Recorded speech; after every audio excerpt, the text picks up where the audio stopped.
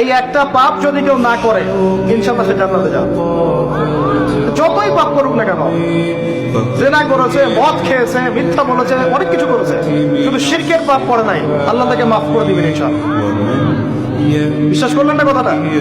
নবীজি বলেছেন এই উম্মতের যে কোনো ব্যক্তি যতই পাপ করুক না কেন আল্লাহ পাক সমস্ত পাপ মাফ করতে পারেন, কিন্তু শিরকের গুনাহ আল্লাহ পাক মাফ করবেন। তওবা করে যদি মারা না যায় মাফ করবেন। একটা এক্সাম্পল দিয়ে বোঝাচ্ছি তাহলে ক্লিয়ার হয়ে যাবে। মনে করেন কেউ একজন জেনা করেছে, তওবা করার সুযোগ হয় নাই, মারা গেছে, এখন আল্লাহ পাক কিয়ামতের মাঠে এই জেনার পাপটা মাফ করে দিতে পারেন, যদিও সে তওবা করে নাই। আল্লাহ পাক এই পাপটাও মাফ করতে পারেন।